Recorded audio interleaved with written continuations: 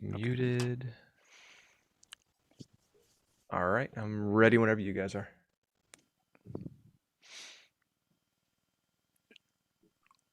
Welcome back, party people, to another exciting episode of Break the Apocalypse podcast. This is your weekly look at the hellscape that we find ourselves living in forever and ever more. My name is John Draper, your tour guide through this apocalyptic wonderland, the weekly apocalyptic wonderland. With us is Shaheen. Shaheen, are you there? Is Shaheen there? Yeah, I am. I am happy to be here. Made it through another week of the apocalypse, but I'm here for the burn down, man. Riot season's coming up next year, so excited. This is like the E network for riots. Like what Yeah. E is for fashion, we could be for rioting. And of course, the pride of the Midwest, a Midwest treasure, Mr. B. Show Brian. B. Show Brian, are you ready for another exciting episode? Yeah, absolutely. Boy, I got to tell you, B. Show, I love you in those flannels. They're practical. It's like I said last week. People thought the tank top thing was a shoot. I would rather wear this as long as it's cold outside, man. You look like you're about to either go square dancing or maybe deal with some people of a different race in your neighborhood that you don't like. That's what I see. I'll take square dancing. I'm going to go with square dancing. If you're joining us for the first time, welcome to the apocalypse. We appreciate you being here. It's a joy to have you. But we have an early programming note that we get to really early in the show here, and that's to let you know is that you don't get the full apocalyptic episode. You get an abridged version. You get a cut down version. The only people who get to hear the full, unedited, uninterrupted version are our Patreon members. Our Patreon members go to patreon.com/break the app. How much does that cost, you might be wondering? Well, I'll tell you, it's only $5. It's not a lot of money. It's a small amount of money for a lot of content. We're talking about close to 60 shows, full shows, sometimes go about 3 hours. And then, of course, there's the monthly Q&A shows that are made up exclusively of content as we get the questions from the Patreon members. We get 2 of them a month. One at the middle of the month, one at the end of the month. And who are these people asking these questions, these Patreon members? Like, who would I be hanging out with if I joined this crew? Well, you'd be hanging out with people like Johnny Florida and Bruno Camano and Victor Guzman and JR and Charlie and John Dunn and Digital Lizard and Mike Brown and Jay and Brandon McIntyre. Carrie Goldberg's in that crew. Sal Phoenix, Cockboy, Gary Thorpe is in that crew. Vic Gondor's in the crew. John Hennef, Justin Ludwig, Anthony Alston, my friend Anthony Alston. Terrell Thibodeau, he's there. Leonard Van Dude is there. Cushion Pusher, Larry Trailer, Michael, Randy Shepard, Joe Punches, Dirk, Jamie Pennycook is in that room. The podcast icon himself, Mr. Don Tony, joins us every month. Jarrett Maloney, Walter Villani is in that group. And then we have Darren Gatton, Cassette Classics 86, and Tyler Simpson. And then Austin Red and Lou in Houston. Joseph Glasgow, Steve Shaw, Stephen Teasdale. Excuse me, Stephen Teasdale. A mistake I've only made for a year straight. Marquise Johns, Ruben is there. Anthony Jeter is with us. Joe Stello Eccles, my good close friend, Mr. Ronald Anderson. He's there. Adam Bergone is there. Emmanuel, my buddy Amy Foley is there. Jeff Lippity Lip Lip Lip Lip Lip. My arms are like big baked hams. Lipman. JB Buff Bell is there. Jarek Braxton, he's in that room. My good buddy Kevin Mathurin is there. Michael Smith, Rivers Johansson, he's in the room. Jude, Matt, John Bernstein, Cloudy, love that Cloudy. My good buddy Joseph Marr is in that room. Ralph Ramirez, my dear friend Willie Thompson, my buddy Chris Matthews, Cherry Jesus, Roxy Mike, Jared 92, Texas Sal is in there. Mark Gordon, the Purple Haze, Danny Douglas, Paul Stockwell, John Garcia, Fatty 316, Richard Todd, James Gruesome, Daniel Clark, Deliverance, John Krauser, Christopher Kane, and of course the adorable, he's as cute as a button, Drew Yari. Let's get to the plugs early. All of our friends get plugs really like in the early free portion of the show. We got Deathmatch Outlaws. We got the Drew Yari Show. He's on Patreon, by the way. Cassette Classics 86 on YouTube. You got to check that out. Down on the Thundercast, our good friend Don Tony. Got to check him out. Necromaniacs Podcast just released Midnight Mass Special Edition. Got to check that out. I'll be listening to that to my tomorrow run. You should check that out. The Inhuman Experience Podcast. Ringsiders Wrestling on YouTube. Mo Dirk City Machine Guns. The Garden of Doom. Off the Mat. Old Guy Metalcast. FunkBetty.com. The fall clothing line is up. What are you waiting for? Go to FunkBetty.com. Get some lovely new clothes or get some gifts for the holidays. Cherry Jesus, he's got a YouTube show. The Red River Podcast. And our friend Sam, he's playing Irving Plaza. Sam is just killing it, man. His band Playing Dead is just killing it. You got to check them out. Check out their music. And, of course, check out the Red River Podcast, which is blowing up like nitro. Bayou Geeks, that's our friend Fatty316. We got the High Marks podcast. We got the Midnight Mass Creature Cast, the Weekly Detour with Anthony Allison and his buddy Teddy. That's a new show. You should be checking out. Good friends of ours there. And of course, we have Planet Mondo on YouTube and Facebook groups, Halloween 365 on YouTube, and my band Synthetic 16 on Spotify, Apple Music, and Bandcamp. I'm still waiting to find out when we're launching these shirts. Maybe I'll make an inquiry this weekend. Some of you guys are getting shirts for the holidays. Some of y'all are getting shirts. And then we're going to put some shirts up on the website. We'll probably do it through, maybe we'll do it through the show. I don't know. Who the fuck knows? I have no fucking idea. I just talk. Big announcement. Survivor Series. I think it's this weekend. WWE Survivor Series. I'm going to be joining our friends from across the pond. I'm going to be watching Survivor Series, and then I think the show doesn't air live. But I'm recording the show Monday. So I'll be joining our friends at Ringsiders. Haven't talked to those boys in a bit. I got some news for them, which I'll talk a little bit about on the show later on the show. Draper abroad. The Drapers will be abroad this summer. I'll be across the pond, so to speak. So I'm excited about that. And I just want to make a special announcement for somebody I'm pretty friendly with on Twitter. Some people might know her. She goes by Jess the Buckeye. Jess is a wrestling fan. She has a wrestling podcast. She's a big AEW fan, but she's a huge wrestling fan. She's also in a literal fight for her life right now. She just had 8 feet of her colon removed, and she's pretty sick. And I've always gotten along very well with Jess. We've always been very friendly. I know a lot of people know her. Some people give her some shit. I like her. She's a nice kid. She's the mom. She's a very positive person. So I just want to mention a special shout out to Jess. I think her name is Jessie Davin. I might be mispronouncing her last name, but she's known as Jess the Buckeye. She's a good kid, man. And I was devastated to see how sick she was. She's literally fighting for her fucking life, man. And so much love to you, Jess. I enjoy your positivity. And I enjoy the way that you, even in the face of all this shit, you are fighting. And you are still being positive and be very kind. I think we could all learn a lesson from that kid. So much love to her. Because I know a lot of people that listen actually do know her, and a lot of people don't like her. I know that. I'm aware a lot of people I'm friendly with aren't friendly with her.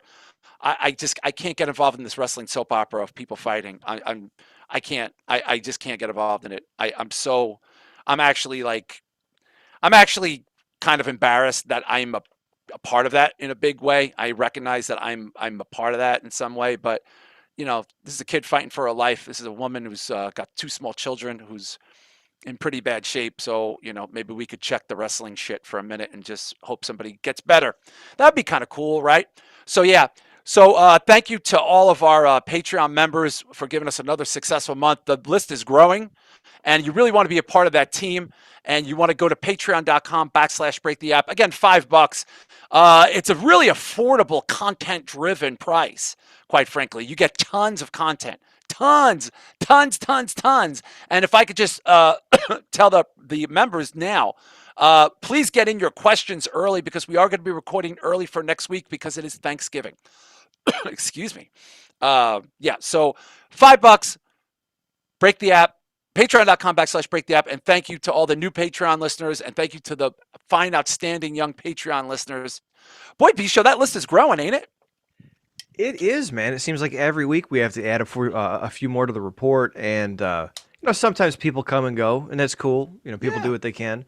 We appreciate everything, but I was amazed. I feel like every time we hit a certain level, like 3, 4, 5 more people jump on board, and I'm like, holy shit! It just keeps on going. So thank you guys very much. Yeah, and Shah, I was going to say about that, Shah. I feel like that's the members of Patreon telling people to join. Good. Let's keep it going, man. It's a good problem to have. Keep spreading the word. Yeah, it's not even a problem. It's just I know that it's from other people going, yo, you got to check this shit out, because I know. But what people don't realize is that listen on the free platform is there are just I don't even know, hundreds of hours. Is that a fair thing to say? Yeah, plus the Q&As, man. I think the Q&As are really the selling point. Yeah, the Q&A. Those are my favorite shows. Yeah, that's literally Shaheen literally changed his life around on the basis of the Q&A. Yeah, just for those. I wear a size 31 jeans now just because I started doing the Q&As. I wear 31, dude. I swear. That's what I wear. Yeah, that's what I wear now. Whoa. I got 3130. Let me guess, you're 3130. I'm 3130, exactly. Yeah. Look at that, dude. I was 34 before. 2 months ago, 2.5 months ago, I was 34. I'm 31 now. You know what? But Maybe I'll. this is where it stops, though. I don't want to get like I don't want. Yeah, to no, go no, 30. no. It's Yeah, just level good. I'm off. good. You know what? Yeah, I'm Maybe good. I'll do at some point, guys. I'll go in the closet and find some of my 40s and bring them downstairs so people don't think that I'm full of shit. Like I I used to wear have. 40s, man, back in like during the Wu-Tang days and shit when everybody Yeah, wore fucking huge clothes for no reason. I may have a 42 upstairs. B-Show, what was the biggest waist you ever bought? Be honest. 42. 42. Yeah, I figured Yeah. 42. Yeah, I got some 40. I have a whole I have a whole bin of emergency fat clothes. Like I What is that, dude? dude, you know what maybe we'll do? Maybe if we get to 100 Patreons before the end of the year, I've been teasing this forever. I will do my closet because I think people don't when I say I have more clothes, I have like rooms full of I have just clothes beyond Same. compare. Yeah. But I have bins of clothes. I have suits. I have like fat guy suits. I got fat guy jeans. I got like fat guy sweatpants up there. Why do you still have them? You know what? I Just get gave rid of them, dude. I gave most of my clothes away. I used to do like a church thing back in Brooklyn when I went from like a 40 to like a 33. There was Yeah, a big purge. I think I've donated literally probably like over 100 shirts in the last Wow. like month. Because you got to keep in mind, I used to get a ton of free shirts too, and I would get like the Wrestle Crate and all that shit monthly for free because I would do designs for them. So I just have tons of shirts, and like I said, I don't fit them. So there's no point for me to keep that shit. I'm just getting everything brand new. You know what I mean? Everything. There's probably a whole bunch of crackheads in Kensington right now wearing Sabu t-shirts. Like just 100%, dude. Yo, I got Philadelphia decked out in wrestling tees. Yeah, the whole I'm sure there is. That shit. Dude, I used to have this joke. I'd be like, I used to say this at work because I used to have to get like work clothes, like nice, like work clothes, and then I would get like fancy, like and I'd be like, man, right now there's just a shit ton of like homeless dudes rocking like J. Crew and Banana Republic all over South Brooklyn, like like just a bunch of chubby homeless guys. Be like, is this really Banana Republic? Holy shit! Like dude, I'll give away like fucking, dude, it's embarrassing. But maybe I'll bring some. Maybe I'll just wear them on the show and put the camera on. See because it'll look like I'm going to like an ICP concert in like the 90s or something. Yeah, that's what I was gonna suggest. Once we hit like 100 Patreons, you wear your fucking 40 jeans. Yeah, I'll wear. By the way, I used to get a 40. I had a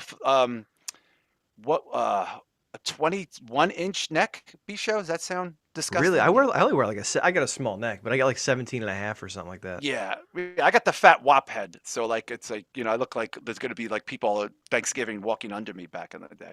Dude, I had to throw out my hats, my winter hats. I got a whole bin upstairs. You know what? Because they were like nice shit, and I was like, I would like to give them away, but maybe we'll do that. I don't know. But this Patreon, guys, thank you so much for the Patreon. Seriously, we can't thank you guys enough, man. What just consistent love. I mean, it's one thing to it's one thing to listen on the free, and we appreciate that, and that's wonderful. I mean, that's what we listen to. 90% of the podcasts we listen to are probably free. But like to be consistent in there, man, unfucking real. You know who you are. You know who the fuck you are. You guys know who you are to me. You guys are the best. I love you. And so yeah, next week program note. Get those questions in early, Patreon people, and we'll be recording earlier in the week. So I got to do a show on Monday with our friends across the pond, doing a Survivor Series recap. And then we'll bang out some shows, and then everybody will get the shows on the regular Friday, and I guess we'll give the Q&A Saturday like we normally do. But wow, so I just want to say this because a lot of people listen to me talk about this more in detail, I think, on Patreon. So we're very transparent here, especially since we go to YouTube. We're extremely transparent. And I lost my job in September of 2020. I ran an office and a business locally, and I lost my job. And I had, it was just a total surprise. And then things were kind of crazy. And then COVID got a lot worse. Or last year at this time, COVID was getting pretty bad. And then, of course, the winter hit, and I was diligent in trying to get jobs, but I would just get to like the last interview of jobs, and then they would, it was kind of like The Bachelorette or some shit. Like, it's like, you're in there, you don't get the briefcase. I don't know how those shows work. You get a rose. Be-Show, you probably would know. What do you get, a rose on The Bachelorette? Yeah, my wife watches that shit. It's a rose or something, yeah. Yeah, like instead of getting a rose, I would just get they'd give me like a dead orchid or something just to get the fuck out. But I finally got a job. I'm going to start working in a few weeks.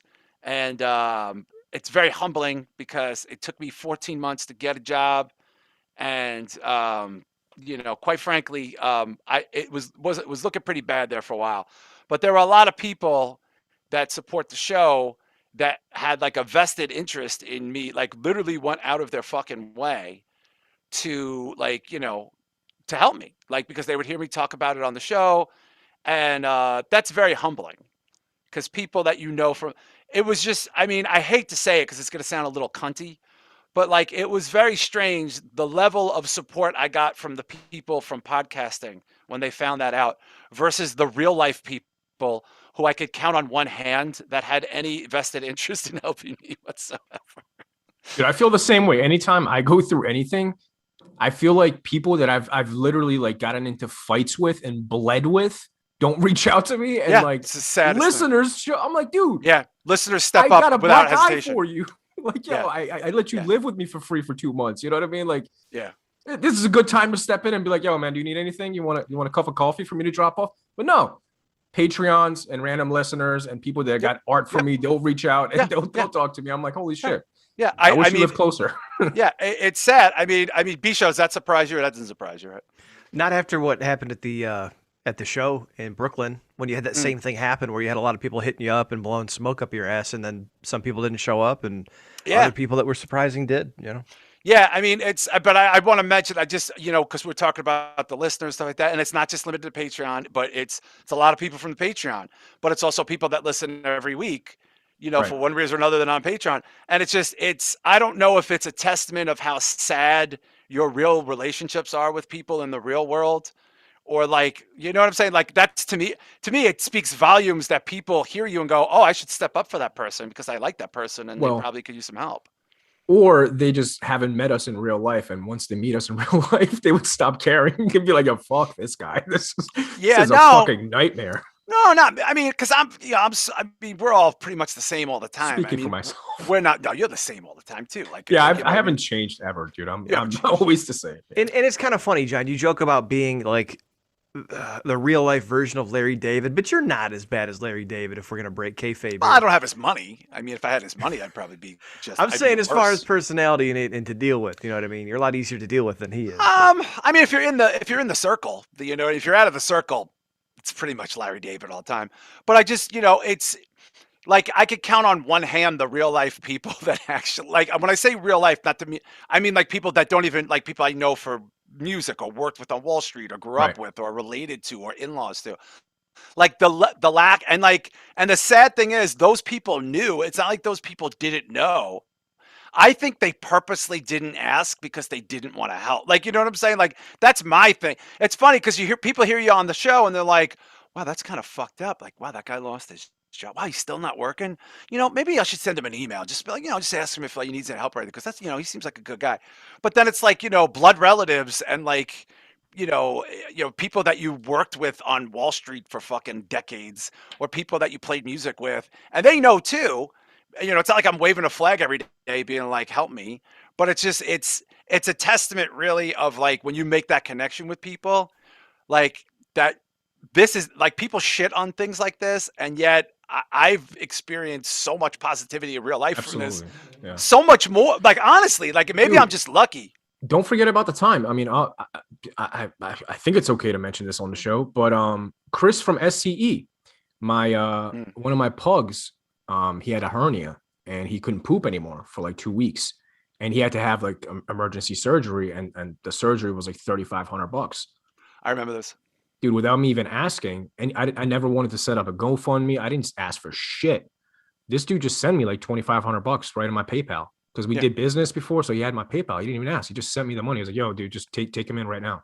Yeah, I remember that. That was shocking when I heard it then. It's just shocking. Yeah, but there's amazing people that you'll meet. I've never met him in real life. I've never met this dude in real life. Yeah. Never ever. Yeah, I remember him doing that. But that's the thing.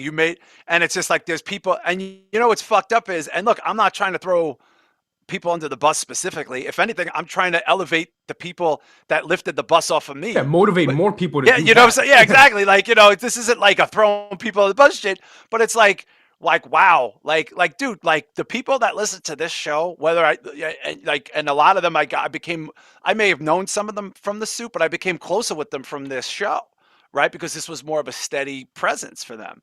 And it's just like the fact that their flex was like, oh, I should really help that fucking guy out. Like I know some people. Let me see if I can. Blah, blah, blah. Right. It's like people were trying to fucking help me out left and right, and it's like blood relatives, people I worked with, people like that I got, people who I've helped in the past when I was doing well, their in-laws, like you name it, nothing, zero. Like, and they know. It's not like they don't know.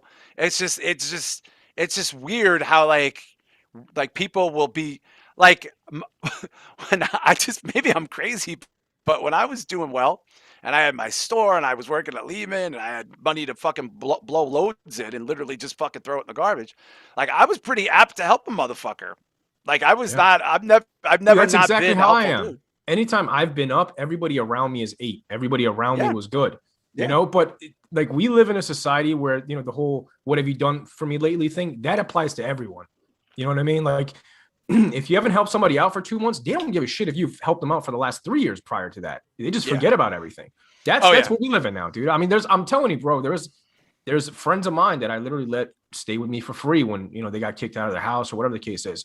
And then when I would have floods in my house, not one of them would contact me like, yo, do you need help lifting up that couch? Like, I know you got a hernia. Like, you know, like, can I come help you? Like, I stayed in that house for free. Do you need any help? Do you want a coffee? Like, nothing. Yeah. But I guarantee you, listeners to the show, if they heard that, be like, "Oh wait, you had problems with your house? What was this? Maybe I should." No, well, yeah, that's what I'm saying. Like I'm saying, like they don't all the time. Like people don't even hesitate. They don't even hesitate. They don't even fucking hesitate. Would ask me this week, would hit me up next week, like, "Hey man, how's the house coming along?" I'm like, "Dude, well, thank you for asking. My mom hasn't asked me." Like, damn, that's like what the fuck, man. Yeah, it's weird, man.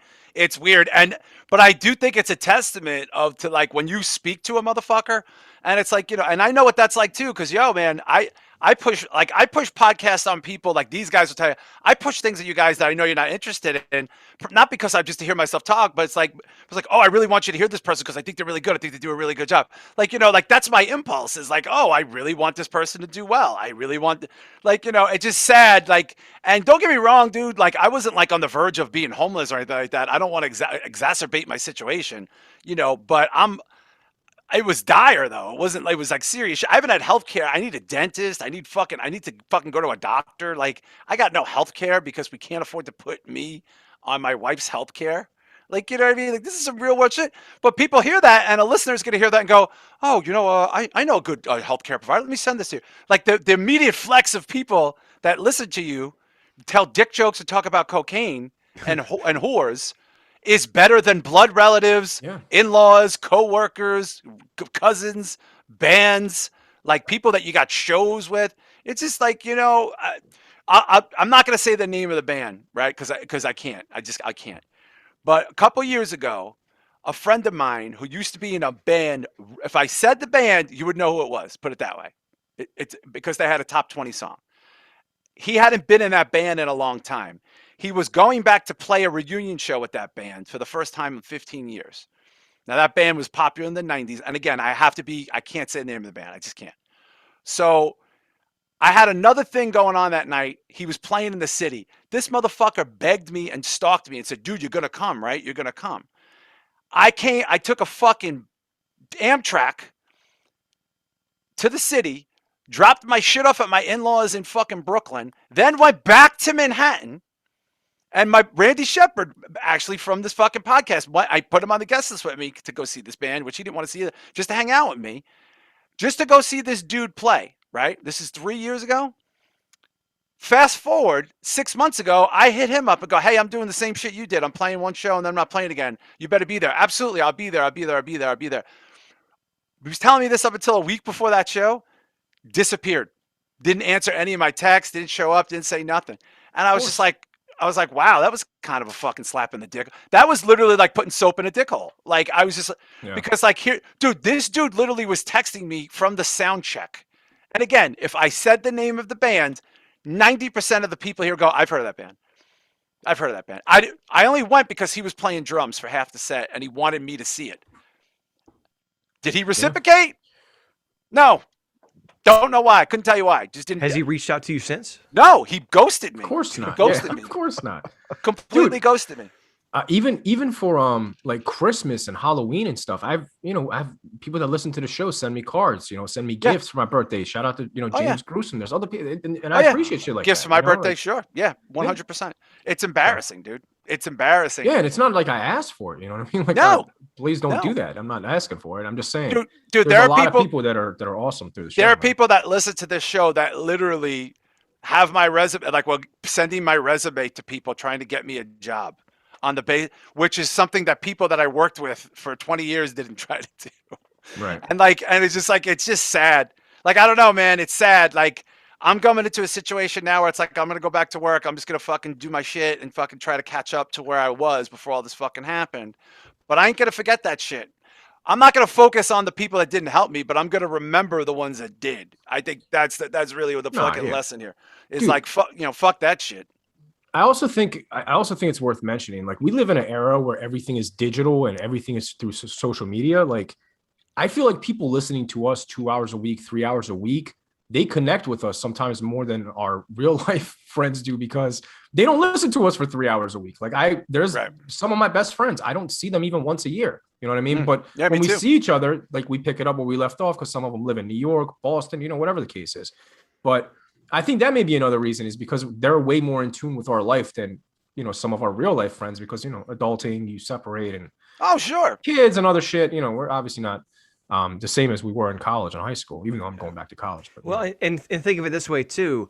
We spend a lot. My brother said this after the show. He said, it speaks volumes the amount of people, the people that you want to share your hobbies and your time with. Because if you go to work, you're going to work a lot of times for the paycheck. You got to pay your bills and shit, right? And most of the time when you're talking to people that are at the job, it's really superficial shit. How are the kids? How's this? How's that? Weather, blah, blah, blah. What are you doing this weekend? Did you see the game? But like, when you spend hours on end with people, or if you're talking to people or interacting with people, or if they're paying attention to you, and the shit we talk about, we've broken down and we break kayfabe. I mean, there's no other way around it. Like, I've shared stuff on this podcast, and I've shared stuff with you guys. I've never fucking tell people in public. This is the most honest podcast you'll find, I think. Yeah, it's a little too honest. It got so honest a few weeks ago, we had to cut a half hour off the fucking show. Yeah. I mean, sometimes, Sorry, like, literally, like, we had to, for the first time in like 60 shows, it was too much. Like, we literally sucked a half hour out of the fucking show because of the fucking honesty of it was so fucking much. But here's the thing. I like it. I would rather do that and let someone go, that guy's a dick, than just go, he's not a dick. He was being totally honest about that shit. Right. Like, I haven't told a lie yet. I haven't fucking told a lie yet, because I don't have to. I don't fucking have to. Dude, I'll never forget, during the 2 years where I did really well with graphic design and wrestling, no one in my real life supported me at all. Like, that surprised me. Not my mom, not my girlfriend at the time. No one gave a shit. And that was like, I resented everyone for that, because I was like, yo, I just built some shit up from the ground up. I'm traveling across the fucking country for free. I'm paying all the bills through. Are you fucking kidding me? No one's gonna like tell me like, yo, keep it going. You know what I mean? Guess what though? Every fucking person through the internet was watching it, and they would hit me up like, yo, dude, I'm really proud of you. That's a huge move. Hey man, I saw that new t-shirt. That's dope. Hey man, I just got, this pro wrestling crate thing. Is this your art? So it's different, man. And that bothered me a lot, because I would hold that against people in real life, because I'd be like, yo, like, this internet person is more in tune with me than you are. And like, I fucking live with you, or I know you, or you know what I mean? It's just, so I get what you're saying. It's totally true. It's sad though. Like, and I feel like COVID, it's funny. Like this is going to sound like it's a shtick, but it's not. And I'm being as honest as I could be. I rewind the clock like a year and a half ago, like when COVID hit, like the winter of 2020. And even though like I was a little worried about my job, and that did turn out to be a fucking disaster down the road, they put me on sabbatical. I had to file for part-time unemployment. It was a whole thing. But I'm going to be honest with you. In the back of my mind, I don't even know how to say this, but I was so relieved, because I started thinking about all the things I wasn't going to have to do that I didn't want to do. Like I think there was like Easter was coming up or whatever, like that kind of time. and then we always got to go and do shit like for a Passover or whatever. And there was like, and it was like canceled. All this was canceled, and like there was another thing canceled, and another thing canceled, and shows canceled, and like other than I think we were gonna go at the time. We were supposed to have that big thing at WrestleMania, right? But that was even getting a little dicey, like, and I was just like, well, if that get canceled, that's going to suck. But that was the only thing. But I was like, I don't think we're going to go anyway because it's COVID. But I just remember like, oh, thank God I don't have to do this. Oh, thank God. Like I was so like relieved, like, you know what I mean? And then like it didn't stop. And I was like, this is amazing. I was like, let's see what, like, no Christmas, like birthday party. I was like, because then you start thinking like, well, why am I doing all this shit that I don't fucking want to do? Like, how did we end up? Where did you make that turn? Because I'll be honest with you, I don't ask motherfuckers to come and do shit for me unless it's like some fucking big occasion. Dude, that was my biggest problem. Like I hate doing shit that I don't want to do, and I hate it. I hate the fact that like it's totally acceptable to just force people to do shit they don't want to do. Yeah. And if you don't do that, that means you don't love the other person, or not, you're not doing enough. It's like, well, are you really that selfish enough where you want me to just be miserable for the whole night so you can pretend to be happy? Like, that doesn't make sense to me. You know what I mean? Yeah. Like if I have a good reason not to do this, you should accept that. You know what I mean? Like that's, I don't know. That's guys, I think what I'm trying to say is I miss COVID. I fucking I miss it. Like I feel like I lost. I lost something. Yo, granted, losing the job and the health insurance and my 401k and all that. Yeah. Great. But the ability to not have to go to dumb shit, like the value in not like being like, oh, we have to go to my cousin's birthday party. I'm like, why? Like, I don't have these things. Like, why? Like, what? Like I miss COVID so much. Like I kind of want it back. Like I don't want people to get sick and die. But I just want dumb things that are meaningless to be canceled. Like, is that like Thanksgiving? Like, I don't want to go anywhere. I don't want to do anything. It's like, I did it through the fucking monitor through Skype last year, and I was like, I'm fine with this. Like, I don't, Yeah, I was like, again, I'm a weirdo, man. Like, I'm super like antisocial and shit. Which like, I wasn't that way before. I was actually very social, like during my early 20s, and then I changed in the last 10 years and became super antisocial. So now, like, I'm almost getting out every day again and doing shit and just randomly going to like Philly for like fucking cheesesteaks, just random things that I shouldn't be doing probably. Or smallpox, but we'll talk about that later. But Bisha, you understand what I'm saying? Like I remember it was like we're gonna have to go to like, oh, we got to go to this whole thing and spend a few days at so and so's house or something, and I'm like, oh, so that's canceled? Oh, I'm the same way. What a shame. There's nothing I hate more than like long week at work. I come home, I'm half awake on fucking Friday afternoon, and my wife goes, okay, these people are coming over tonight, and we're going to your mom's tomorrow, and then Sunday we're gonna go do this, and I'm like, fuck, you. Yeah. No, not gonna happen. Yeah, and then I'm a miserable son of a bitch all weekend, and it's my fault because I'm an asshole. I don't want that. I don't want that. That sounds, and I feel like everyone that gets married has to live that life because not everybody. Most people live by that, happy wife, happy life shit, man. I just like, I don't understand that. It's not, but that's not even it because dude, I was doing more shit when I had a girlfriend. Like, you know what I'm saying? It's not like I didn't have to do this shit. Yeah, but you're also very different though, dude. Look at you at 50. You have a different relationship than most people do at age 50. You know what I mean? Like you and your wife actually get along. You guys have fun. Like it's a genuine relationship. You can see that you guys are having fun. You know what I mean? But you're part of a normal 50-year-old. No, I know. No, and my wife is 46. But the thing is, these like I don't I'll give you for instance, right? Like I was thinking about this recently. I was trying to think of the last time I went and did something with my family, my family, and I can't think of anything. Like you weren't just hanging out with Kevin Castleman? I thought you were no, I mean like a cousin's this and go to this side of the family's that like in other words, like when my father died, essentially, I feel like that sort of died with him. Right? Now I was moving anyway. Also, I live far away. So like but we live far away from my wife's family too, and we still managed to do shit there. But like I don't have like this thing where it's like, oh, I gotta go see cousin Stanley or something. Like, no, I don't. That's not in me. Like, I don't want to do that shit. And also, like, I'm not asking motherfuckers to come and do shit with me neither. My wedding was pretty much it. That was it. It was like my father's funeral, my wedding, and I'm good. I'm good. That's it. Dude, I'll never forget. I'll never forget when my dad died. Did I tell you guys how I found out about this shit? I know. Well, I probably told you. No, this was like a couple years ago. My dad died recently. My dad died right after yours. It was the same year, I think, or maybe a year. Oh my god! Yeah. Was it 2015 your dad died? 2016. Mine was 2014. March 2016. Okay. Yeah. So obviously, I don't have any contact with my dad's side of the family. Like, I haven't seen these motherfuckers for like 20 years. Like, I don't even know them. So they thought it was a good idea by sending me a fucking Facebook message. Like, hey, your dad just died. I did know this. I knew this. I'm like, what? I'm like, yo, what the fuck? Like, you guys have my number. You can text. I don't know, leave a voice message. Like, I remember I woke up and I was like half asleep and I looked at it, I was like, nah, man, there's no way somebody would just fucking Facebook message me like, yo, your dad just died at the hospital from lung cancer. I was like, yeah, damn, like, Jesus Christ. A little bit of fucking sympathy, man. God damn, bro.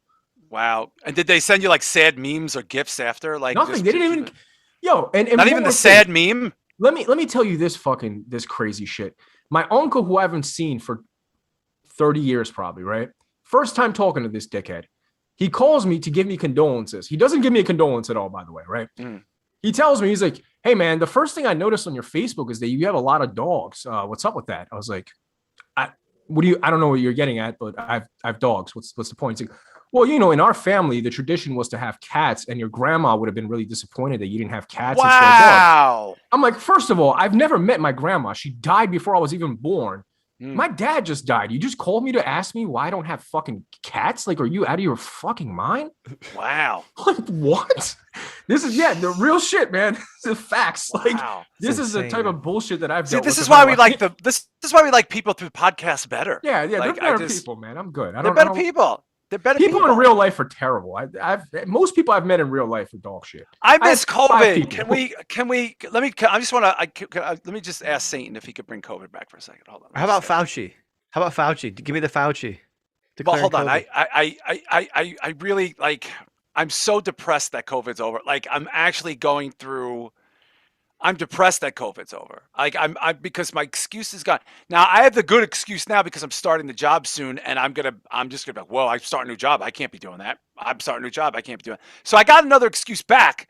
But the COVID excuse, B-Show, as you know, it kills everything. Like, it stops the parties, it stops the teen dances or whatever the fuck, the kids' musicals. Like, when I think of all that shit that I didn't have to do, and by the way, unlike other people, I exercised my ass off during COVID. It's like, I was outside in fucking sub-zero temperatures. I closed up my treadmill and said, this is the only time I'm going to go outside. I'm going to get up at like 6 a.m. and I'm going to go outside, even if it's fucking snowing. I bought special running shoes for snow. I was like, I'm not going to, because I was worried. I saw all these people like, I'm going to get fat because I don't have to leave now. I'm going to start looking like Jabba because I don't fucking pizza. I didn't want that to be me. I miss COVID. I want COVID back. Somebody find out how we get it back. Now, it's spreading where I live. I'm hoping that Thanksgiving is just a whirlwind of COVID misery. Everyone. I want people, and I'm not saying I want people to get sick and die. I don't want people on ventilators. I want my wife to work 20 hours a day in a fucking hazmat suit again. I just want it to be that, like, oh, we shouldn't have had this Thanksgiving with everybody. That was a huge mistake. Now, listen. I'm not saying that COVID's good or anything like that. I'm just saying that, like, it's all right. It was like we were doing. Look at all the Netflix things we watched and all the networks and, like, come on. Look at all the good things that came out of it, other than the rampant death of 800,000 people in our country. We got like 6 months worth of material just from COVID alone because we were home watching movies and we were talking about shit going on in the news. Yeah, I mean, it's not like the world's like, we still had an election. We had a presidential election. People were burning things to the ground. OnlyFans. Yeah, the OnlyFans thing came around. We had pre-Squid Game. That was like, there was a lot going on there. I miss the fact that when free time was free, like the free time was the free time. Like, you know, I think people are going to look back on this shit. Like, people will be like, oh, I got to go to my kid's party. It's 2076. If this was 2021, we wouldn't even have had a party because in 2020 and 2021, they didn't have parties. It's like, dude, my kids were gonna have like these holiday concerts. They were canceled, and I was just like, oh, they canceled the concerts. I'm like, oh, that's terrible. Good God, like it's like sitting through like a 3-hour chorus concert. Like, do you have any idea what that's fucking like? It was worse when they were younger. It was much worse. It was much worse. But it's just like there was like my other kid was doing a play and they canceled the play, and I was like, I felt bad for the kids, right? Because if that was my childhood, I would have ended up like swinging from the roof. I would have ended up killing myself or running away. There's no way I would have survived. But like they had it all. They had everything that they needed. They had fucking internet, they had privacy, they had their own fucking bathroom, they had food. Nobody was yelling at them or hitting them every fucking day. Life was good. They got a ton of shit nowadays, man. If this would happen when I was a kid, I would have had like Robitussin and fucking Faces of Death on repeat for the next year. I'm thinking of that song. What's that song? I Ain't Missing You at All. I want to make a COVID version. Like, like I ain't missing COVID at all. Like, is it Eric something or who is that? John something, I think. I thought you were talking about the fucking Sting song. No, what? Every Breath You Take? Yeah, that's what I thought you were Well, that seems a little rude with COVID because a lot of people died on ventilators. Oh, yeah, the puns. So I'm not, I mean, Every Breath You Take might be your last. So that might be the perfect that might be remix, the though. But I miss it's like I gotta go and do shit I don't want to fucking do, and I fucking hate that, and it brings out the worst in me. It brings out the fucking worst in me. And it's just like it's just not fun. It's not fun. You know why people don't leave the house? Because you ask them to do shit that's not fun. Like, look, I don't want to live in this forever, but we had my show. Everybody seemed to be having a good time, right? Oh my God, yeah. Right? Did you see anybody there that felt like they were forced to be there? Anybody look forced? Anybody look like they were forced to hang out and like drink and eat and listen to music and fuck around? And everybody seemed like they were like this was a forced interaction for them. No, because I invite people to do non-forced shit, right? Like I would never ask someone to do some shit that I don't want to do neither, right? So like I'll give you another for instance, right? It was my 50th birthday. Now, if it wasn't for COVID, would I have had some crazy party? No, because I probably would have had the show earlier, and that would have been my 50th birthday. I would have figured out a way to tie it. Initially, that's what we were going to try to do. If there was no COVID, we would have planned it out in January, had the show in May, and my 50th birthday would have been the fucking show. But I get enough attention. Like I've gotten a lot of attention in 50 years. I've gotten plenty. I got a surplus of attention. I actually have a surplus in my house. It's a whole room of attention. And I could just go in that room and pull it out whenever I feel like I'm not getting enough. But the problem is you ask motherfuckers to do unfun shit, and that's a lot of the times that they don't want to fucking do it because it's unfun. If you want people to do something, ask them to do something that's not just fun for you. Make it fun for them. Make it fun. Have fun. Like, enjoy it. I don't enjoy because it's Turkey Day or Christmas or fucking, I got to deal with Jewish holidays too. Like, the fact that we got to travel and do all this stuff, it's like, I mean, like, if we didn't do it, what would be the big deal? Like, I don't know what the big deal would be. And it's nice to see people, but it's nice to see people in the environment that you want to see them, in a fun environment, right? Like, I don't consider Thanksgiving to be that fun because it's stressful. You got to travel. The weather's usually not agreeable if you live in the Northeast, right? Traffic. Oh my God, especially in the tri-state area, traffic is fucking abysmal. Like, and I'm a motherfucker that always had to work the next day when I had a job. So it's like, well, I can't really enjoy this because I got to get up at 5 o'clock in the fucking morning tomorrow. So what were you going to say? I'm sorry. I think that's why people from where I'm at are much more agreeable around holidays and group functions and shit like that. When I went to New York, we drove through Manhattan and I thought, man, I could live here. This is a cool fucking place. I spent an hour in traffic to go 10 minutes and I'm like, fuck this. I can't live here. You would never make it. No. Exactly. So like if I have Thanksgiving at my parents' house, they live 7 minutes away. If I want to go across town to like my other brother's house, it's like 17 minutes away.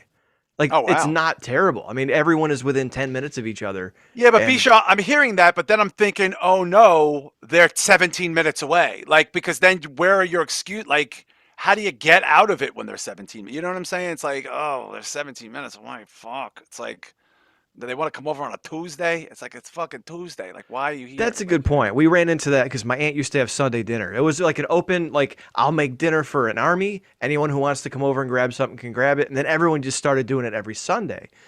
And then we went over for like Thanksgiving on Thursday. And then Sunday, I wasn't going to go to Sunday dinner. My mom's like, well, why wouldn't you go? See, that's what I'm saying. You established a pattern. We were just there Thursday. She's like, but it's Sunday dinner. I'm like, okay, well, this shit doesn't feel special. So we have actually done what you did and had to pull back and not go every time. Yeah. And unfortunately, because of health, they're not doing it anymore. But no, I completely see your point, and yet it's a double-edged sword. Like, I've got stuff to do that day. I can't make the 12-minute drive. I miss COVID, man. This is like getting a little sad now. I feel like I need some sad music. Like, I wanna, like, I didn't realize I loved it as much as I did until it was gone. And again, this has to be the only podcast putting over COVID ever. No, I'm putting over COVID. Like the only show ever. COVID to me is a baby face. I don't think COVID is a heel. I see COVID as a baby face. It exposed everyone. Yeah, it exposed everyone. But COVID exposed the fragility of our fucking humanity. That's what COVID fucking and means. Ignorance, man. The level of ignorance. Holy selfishness. I miss it so much. Yeah. Dude, I miss it like the way you miss like a love of your life. This is I ain't missing you, COVID. Yeah. COVID, I'm missing you. Let me see if I know lyrics. Every time I think of COVID, I always catch my breath. I don't have COVID though. I'm not dying of COVID. Because I don't want to go to a family function that's going to leave me angry, annoyed, and bereft. And there's a sore throat and a cough coming that maybe I can contribute to the Delta variant tonight. I ain't missing COVID at all. Oh, sorry, I jumped the chorus there. But seriously, I don't want to go back to having to, like, I love not doing shit. I fucking love. I'm not talking about where I loved working, and then I would come home and not like the thought of like maybe having to go to some child thing. Oh God. Can't there be like a new thing? Can't there be? Do we have anything else that people can die? Like, is there anything that can stop this? I just want something to stop it. Can we get it? Can we bring it back? Bring it back. Come back, COVID. That's another one. Baby, come back. COVID, come back. There we go. COVID, come back. COVID, come back. Well, maybe, I mean, is there any hope? Could they cancel Thanksgiving? Do you think that's possible? Is there any way they could cancel it?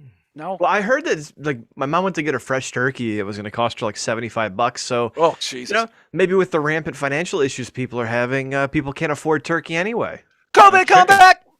Yeah. No, they'll just get sliced turkey from the deli. They'll get like Hormel or something. But Sha, you know what I'm saying? Like I miss like. No, I'm with you, dude. I miss it. Like, and it's like, look, I'm not saying COVID and I have to be in a committed relationship anymore. No, I mean, if COVID wants to see other people, that's fine. Yeah, okay, I don't want to be in a relationship with COVID at all. But I don't want to be in a monogamous relationship with COVID. I just want to be surrounded by it a little bit, just a little bit. I just want it to be a hanging threat over things I don't want to do for the rest of my life. It's like a shield. It's like an invisible shield. You know what I mean? Yeah, like, but it was the greatest. It was like, oh, they were gonna have a thing for so and so, but COVID. I'm like, yeah, dude. And another thing, not only like family functions and stuff. Can you miss? I love the fact that it killed small talk. You didn't have to do small talk with people. I fucking hate small talk. Like when I'm walking really my dogs, don't talk to me. I don't want to say hello. Talk. Like I don't want to.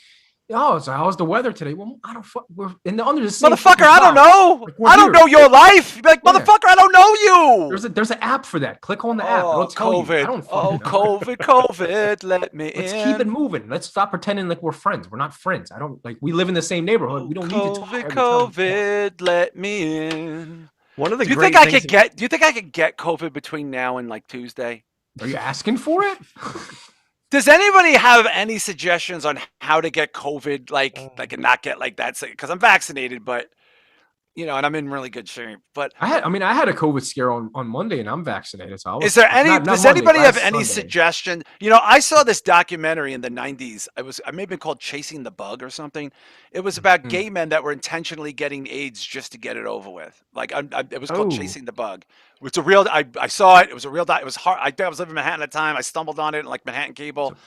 and it was called like the What? Bug or something. They called it the Bug. Drug addict. Bug chasing is what it's. Bug chasing. It's called. Yeah, Yeah. That's yeah. a bold And ass move, man. yeah, Jesus. so it was about like young, and it was like there was a couple of men specific. It was about men specifically, not that women can't get AIDS or die from AIDS, but it was about gay men specifically, and they were intentionally trying to get AIDS. They were going into chat rooms and trying to find men that would intentionally give them AIDS, so they could just get it over with, so they didn't have the threat of this hanging over them anymore. Um, the gift. That's it. The gift. Wait. Yes. Holy shit. Wow. Dude, this is a fucked up documentary. Holy shit. I saw it. Oh yeah, I saw it. Wow. I didn't. Wow. Yo, this was. Yo. I saw this documentary. Yeah, man. So like, can we have like a COVID version of this maybe? Like Like people when your that don't parents. want to go. Yeah, like say like you're having like a cousin's like 25th anniversary party, and it's really inconvenient, and the only thing that's going to prevent you from going is COVID, but you're vaccinated. Like, are there any? Does anybody know of any chat rooms? Is there any like chat roulettes that I can go in? Maybe I could have somebody cough on my fucking face, and then I'd have to quarantine for 10 days and get out of some of the holiday stuff.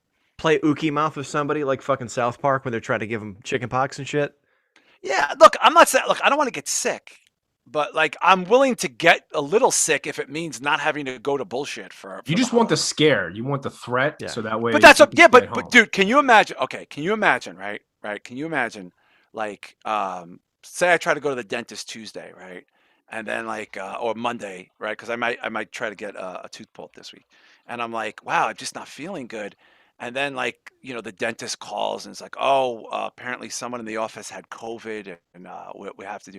And now I'm like, well, wait a minute, hold on, I got to quarantine for 10 days. I got to quarantine. And I only want to quarantine during the times that I would have had to do shit I don't want to do. So, like, I mean, just at the last minute, like, want to go. I really wanted to go to that 25th anniversary party, but I got a COVID scare, and they said even though I'm not symptom monitoring, excuse me, maybe I could go to the anniversary, and then people are like, no, no, no, John, stay home, please, no, please don't. We don't. I don't know. I miss the excuse. Like it was COVID was like a warm blanket, like to keep you warm. Like it's like, oh, I don't like somebody's having some shitty fucking show or some whack nonsense they want you to be a part of, and it's like, let me get that COVID blanket and wrap myself up in it. Like, Here, oh, let me give you a pro snug. tip on let me give you a pro tip on somebody that's been avoiding events since like 2005. But you were also high the entire time, and I don't It's have true. that luxury. It's true. Just saying. Whenever someone gets me to do something that I don't want to do, I will make sure that now again, if I enjoy the activity, then I'll be honest. But if I don't enjoy it, I will be like as blunt as possible, and I will make sure they see the misery on my face. So it ruins no, hold on. So it ruins the experience for them, and they're like, "Oh, dude, I'm never gonna ask you to do something for me because like that was horrible. We didn't have a good time at all. Let's not do that again. Let's just do shit that you like because like." Yeah, I mean, it's terrible. I didn't like that at all. I wouldn't mind Thanksgiving and then it like ending at the end of the night. But if it has to go on for like a couple of days because you got to travel and stuff, that's a fucking vacation. Yeah, you don't want to. Yeah, it's too much. So it's like I'm trying to figure out, and I'm like, could I get like temporary COVID? Like, could I just say I was exposed? Like, could I have pay somebody to say that from the state, like contract tracing? Be like, hey, you're at the movies yesterday, right? Like, well, yes, I was at the movies yesterday. Oh, there was a COVID outbreak. And it's like, honey, this is hold on a second. I got to tell my wife, honey, there's a COVID outbreak at the movies that I was at. And apparently I have to quarantine for like at least 7 days. I probably would work. Yeah, what do you think? You guys think that would work? Yeah, I think if you want to do this sounds like a Larry David plan. I'll be your Jeff Garland. If you need someone to call and say, oh, hey, you were around someone with COVID. This is Dr. whatever, son of a fuck. Yeah. Dude, I was going to say Larry David with the hot dog eating contest when it was. That was pretty amazing. When the lie was too good. Yeah, and again, it's not, look, if I invite you to do something, I want you to have a good time. I don't want you to be miserable. And I'm going to make it fun for you. Like, I'm going to make sure there's shit there that you like to eat. I'm going to make sure there's shit that you like to drink.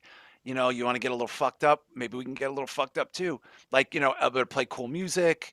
It's going to be nice. It's going to be nice. And guess what? It's going to end. It's going to end. The best part is it's going to end. I just feel like I get invited to shit that doesn't end.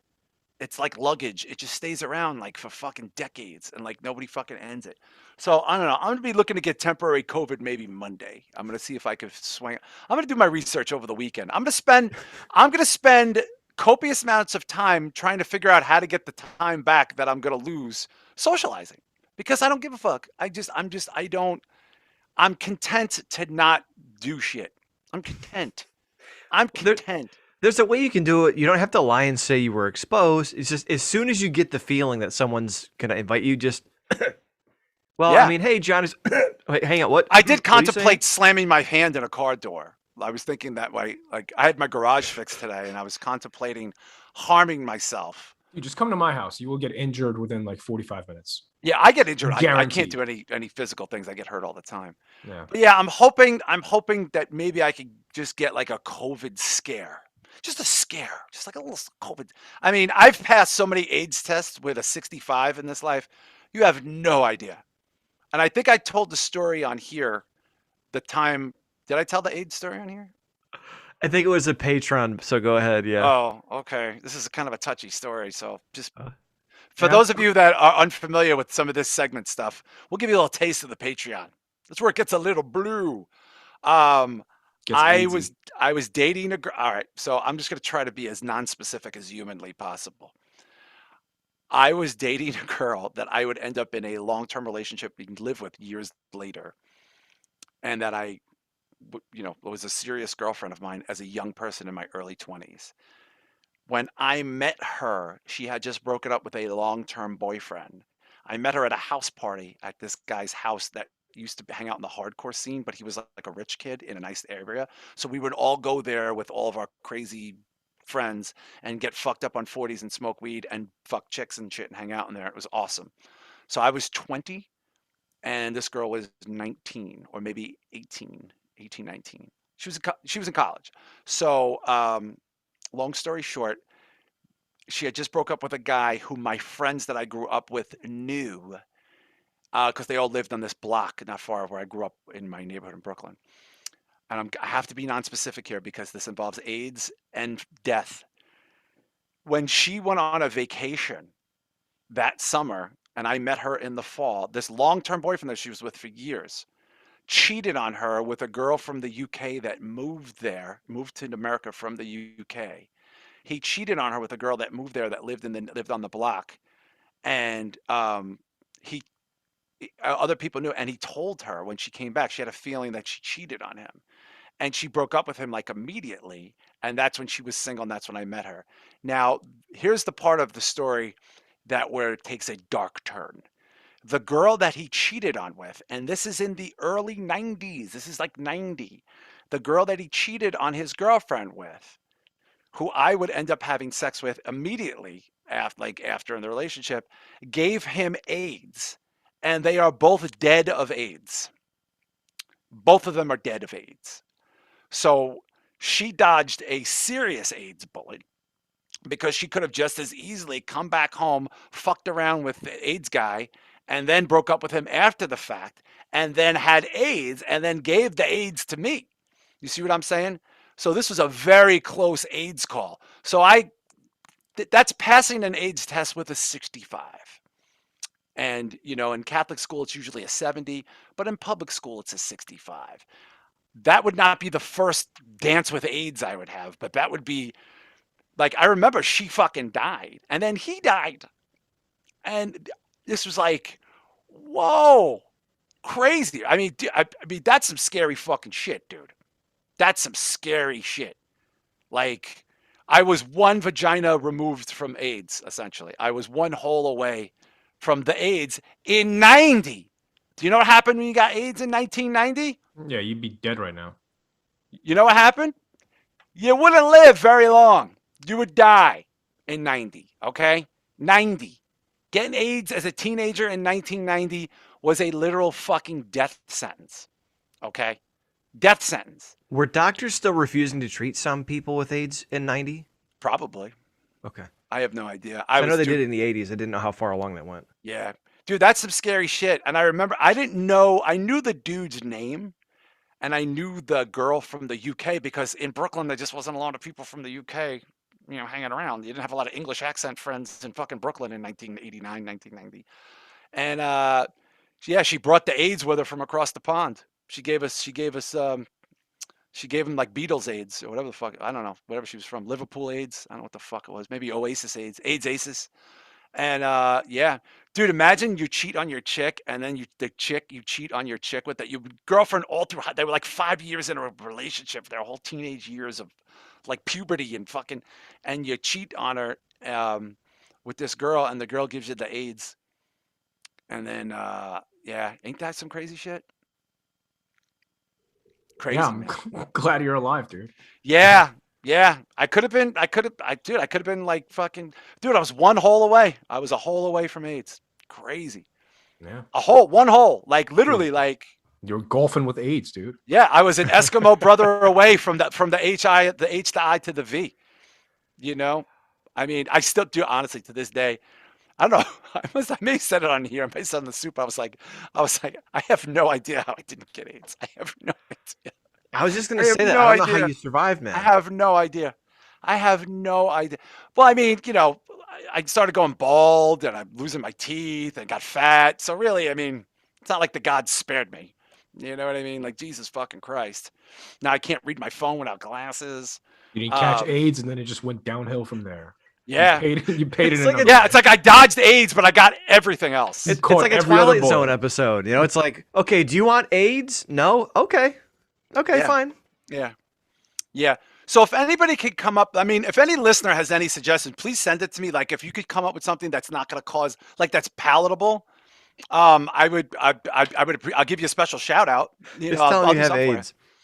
See, but they'd make me go with the AIDS. They'd be like, Yeah, they oh, don't it's care. okay. They don't care. They'd Like, make you oh, sit dude, at we're not fucking. It's fine. dude, when I was a kid, they would make you sit at the kitchen table with chicken pox. Do you think they're AIDS? They'd be like, you're still showing up to dinner. I'm like, but I got AIDS. Like, no, you're still eating at the table. Like, fuck. How do you get out of this shit? So as we record this, because I don't know what tomorrow is going to bring. So as we record this, we're recording this on the 18th. The big story, obviously, would be stupid to not talk about it, is the Kyle Rittenhouse jury is deliberating. And, there's a lot of people getting really pumped up to be pumped up. I still don't see it. It's not like it's not like in the air, like the way George Floyd trial was. It's not. It's just not the same thing at all. The media really wants it to be. It's kind of like Fetch in Mean Girls. Like the Kyle Rittenhouse trial is kind of like Fetch, where it's not really like it's happening, and it's like Gretchen Wiener wanted everybody to say Fetch, and by fault, everyone by not saying Fetch started saying Fetch. Kind of like the Rosenbaum guy is like Fetch. You know what I mean? Like it's not probably going to happen. Now I don't know. Look, I'm not Nostradamus. I ain't past the bar, but I did dodge AIDS. But the thing is, I still believe in my heart, and I might be eating these words within 12 hours from now, quite frankly. But I still believe in my heart, and I want to get your guys' opinion on this. That I don't think he's getting off, and I don't think outside of Kenosha, which I thought was something. I thought that was where the X-Men fought at some point in fucking in a mutant type crossover. Kenosha, Wisconsin. I don't know. I got family, by the way, in Wisconsin. Some of my in-laws moved there. They're coming back for the holidays. And like Yuck Nasty lives in Wisconsin. He's my boy for real.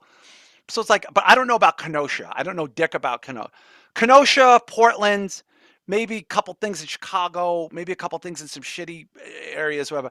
But as far as like 50,000 people in the street, not gonna happen.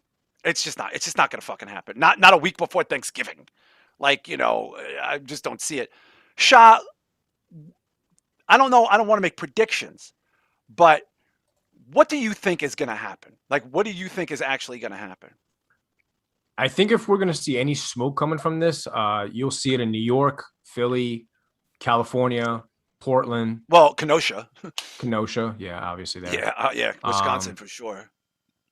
I don't see it happening all over the country. I think you'll get a couple cities that'll go batshit crazy, but I think it'll die down fairly quickly. I don't think.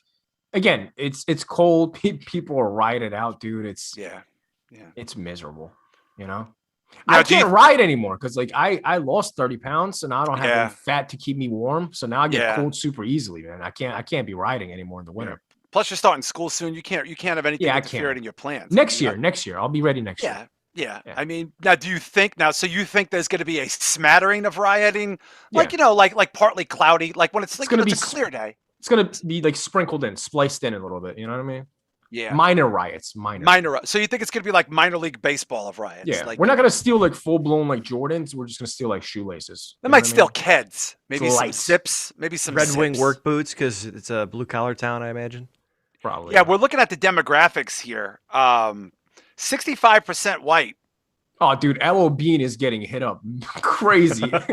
L.O. Bean is getting cleaned out in Kenosha. Only 11% black, only 2% Asian. Jesus. Other 0.2, Hispanic 18%. Wow. So a much larger Hispanic population than black population, and an almost non-existent Asian population. 2%? What the fuck is that? That's like dude. Milk. Home Depot is getting cleaned up too, man.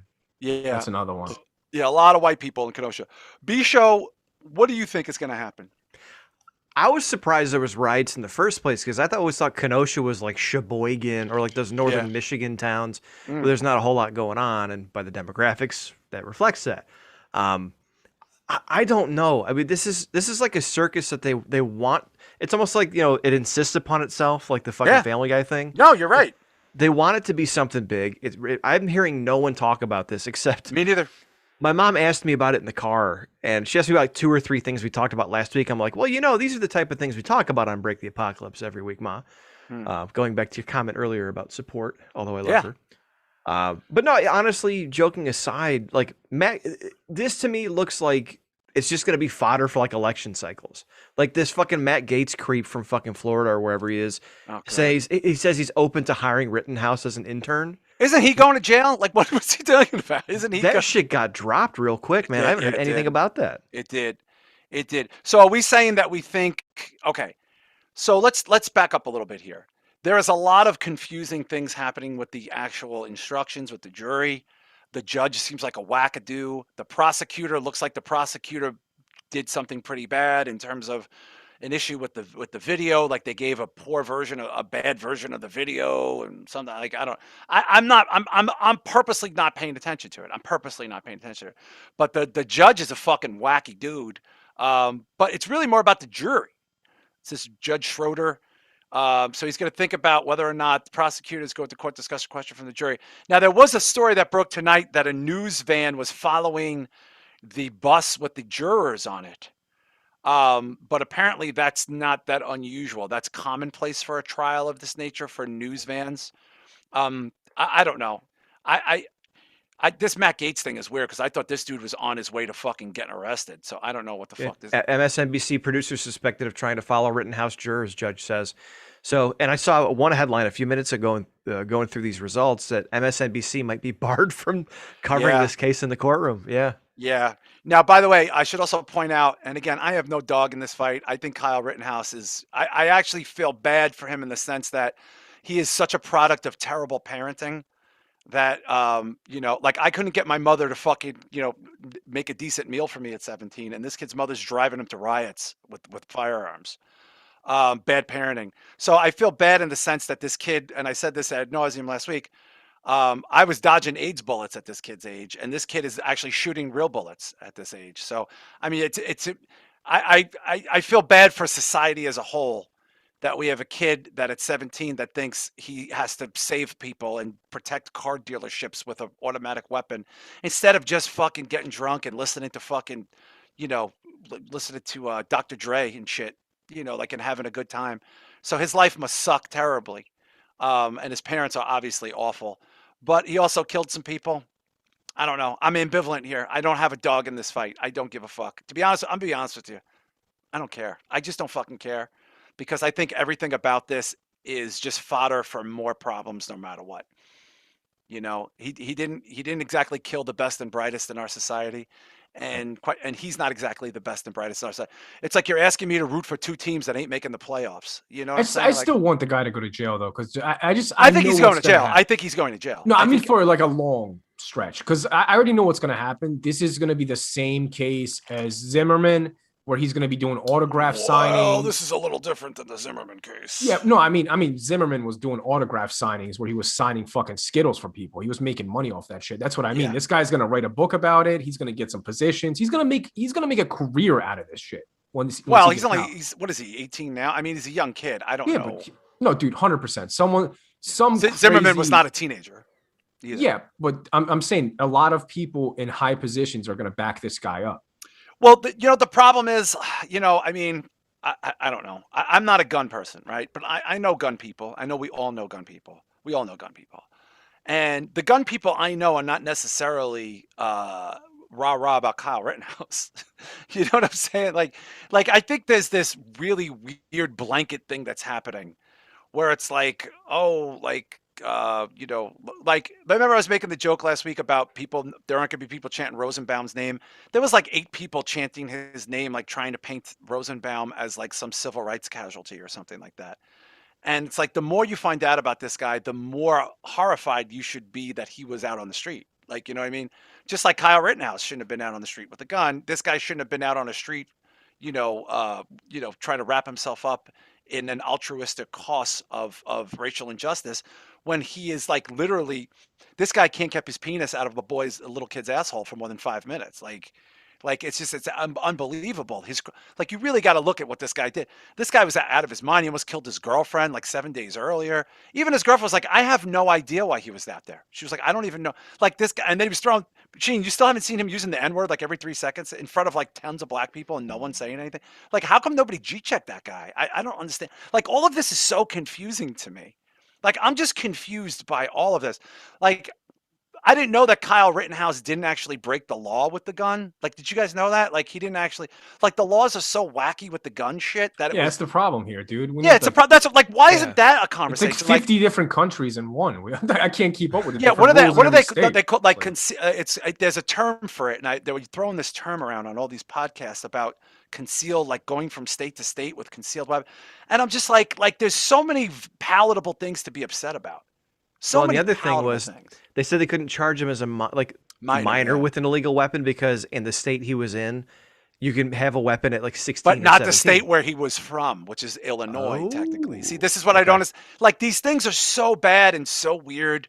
And it's just like, why does this kid have this gun? Like, why? And like, he had a friend buy him the gun, but it's like, but instead we focus on the fucking bottom feeder stuff. Right? We don't focus on like I haven't seen any cohesive conversations about gun laws during this, when that's what this is really about. There were all these people walking around like they were in G.I. Joe and Cobra in the street in front of police, and all of it's legal. And I'm just like, well, isn't that the problem? That's not the problem? Oh, okay. I thought that was kind of a problem, because I don't want Kyle Rittenhouse with an AK-47 or whatever the fuck, AR-15. Like, I don't want that. But I also don't want kid ass fuckers throwing the N-word around thinking that they're fucking Rosa Parks running through the streets with nobody G-checking them fucking either. It's just like, I don't understand this shit. Like, I feel like it's fucking, I'm living a crazy world where it's like, I either have to feel, no, but it's like, I have to empathize for the fucking kid who thinks he's Frank Castle, who probably never smelt a fucking vagina on his finger in his life, with bad parents, who looks like, by the way, the kid looks like he's going to do some ill shit. He looks like a fucked up kid. Or I have to throw my lot behind the fucking sexual abuser and a kid ass fucker who's throwing the N-word around in front of tons of black people. No one's saying anything. Nothing. Like, it's totally fine because he's mad at the guy with the gun. It's like, can I just hate everybody? Can I just hate everything? Can I just be one of these people who thinks all of this is madness and not take the bait? Because I don't want to join a team. I don't care if the jersey fits. Take the jersey back. I'm not putting the jersey on. I don't give a fuck about all of these people are awful to me, because they were all out looking for fucking shit, and shit went fucking down. And now I have to just choose a side. I'm on my side. My side is, I don't like kids. I don't want 17-year-old virgins with automatic weapons, thinking they're the Punisher because they fucking play a lot of video games and a lot of fucking, what the fuck is that game? The guy Snake. What the fuck's his name? Full Metal Gear Solid. Metal Gear Solid. Right. And I also don't want child rapists thinking because they, are on the side of the rioting, that they now are like, that they're now some civil rights activists when in fact they're despicable, awful people. The child rapist and the other guy's a sexual predator too. I forget his name. That guy should not have been like there should have been, but none of these people should be on anybody's side. You don't want any of these guys on your team. So I'm not rooting for the two worst teams in the league. The child molester, who almost killed his girlfriend a week earlier, who's batshit crazy, right? Who, is trying to attack the 17-year-old with the gun. It's like, I'm not rooting for any of these people. I don't care. Well, and it's interesting. You mentioned the issue and the media and stuff like that. I have searched Rosenbaum racism, Rosenbaum Kenosha. Nothing is coming up about what you just said about him being racist and being open. Oh, no, I'm not saying he's racist. I'm saying that he was throwing the N-word around, soft A, not hard R, in front of copious black people. Okay. So, and no one said anything. But you would think... Anything. You would think that that would be all over the internet because, of the way they treat other people who do that stuff. But because he's on the side of the Black Lives Matter protesters, you can't find that shit anywhere when you search. Well, I watch the video. You can hear him say it about 7 or 8 times in 13 seconds. That's fine. I can't find the video. Well, I saw the video 100 times. But by the way, but that's losing sight of it. All I'm saying is I have friends that were protesting for Black Lives Matter. And if I showed up and started throwing the N-word around, I would have got G-checked in 2 seconds. Dude, I when the protests first happened, I went the first 2 or 3 days. I was going the first couple of days until shit started kind of taking a left turn. Yeah. And I was like, oh, okay, this completely changed. This is no longer about rights. This is just fucking let's burn everything. Yeah, just crazy. Yeah, yeah. I don't understand. I'm baffled by that. I'm baffled by as soon as that dude started throwing the N-word around, I waited for somebody that was black within a foot of him to go, whoa, hey, wait a second, dude. What are you doing? Like, you can't be talking like that. Why do you think why are you talking like that? Like, why? Nobody even batted an eyelash over it. No one even cared. That happens a lot, though, man. That happens a lot with white people. I had to go to Reuters. It doesn't happen a lot. I don't know. I'm pretty sure you ain't seeing that happening a lot. White people that are from the city, I see a lot of white people throwing it around. Nobody says anything. Now, not getting checked? Not now. Still, yeah, bro. Soft day, right? Yeah. Soft day. Yeah. Doesn't matter, but it does. But they're from the neighborhood, though. They know the people. It's not like they're saying it around random people. I don't know, man. I think that was made fairly clear prior to that night that that past doesn't exist. Like, I don't know, especially when it's a short child molester, a kid ass fucker. I'm not saying it should exist. I'm just saying I personally know 2 or 3 white dudes that still actively use it around black people, and no one ever says anything to them. But I just think it's weird that the dude is with like Black Lives Matter protesters and throwing that around, and not even like one random person. Hey man, like you shouldn't be talking. But that's what I'm saying though. Maybe he's from a predominantly black. No, he's not even from there. Like no one even knew why he was there. Like he just showed up. Yeah. I don't know. I had to go to Reuters to find it, but it says that the guy who testified to this said that Rosenbaum was using the N-word while asking people to shoot him. Yeah, you can see. I've seen the video. Yeah, that prompted other protesters to react negatively toward him. So this almost sounds like are you saying it was A, not hard R? No, I'm pretty sure it was the soft A. Okay. Yeah. I saw the video. You can see the video. I'm asking you because I can't find it. I just found the Reuters article. Right, but I'm just saying, like, this is the world I live in now. I'm told the media is telling me I have to take the side of the guy that thinks he's Snake from Metal Gear Solid and meets. This is it. You can hear you're saying it right there. Black person, black person, black person, black person, black person, black person. Just you can count how many people were totally cool with this. Like, why were they cool? Like, I don't know. I feel like that was the red flag. There's black girl right there, black guy right there, black gentleman right there. There's the rapist, the child rapist throwing the N-word around. Why isn't? Yeah. See, yeah. I mean, what am I? Yeah, soft day. But he's not singing Ice Cube lyrics. He's acting in a, he's not singing Dre Day. He's literally like I don't know. I don't know. I just feel like my friends would have checked that dude in 2 seconds. You guys don't have that type of white trash where you live, where they say that with the soft day all the time, as if they are a part of that community? I have two different kinds. I have white areas that are like trailer park where they're racist and they'll still and they throw it around, and then they're like influenced by black culture, but they hate black people, which is like very weird. It's very strange. I don't understand. I don't understand. Yeah, I believe we called those Italians. But mostly Irish, I think, over there, man. But I believe you're referring to Italians now. But then you also have white people that live in Philly that live like Kensington is a really bad area, but there's a ton of white people that live there. You know what I mean? Yeah. Oh, yeah. Those white people, a lot of people will give them a pass. I'm not saying again it's right or wrong. Like, I don't know. I'm just saying people will give them a pass. I'm just transfer my thought.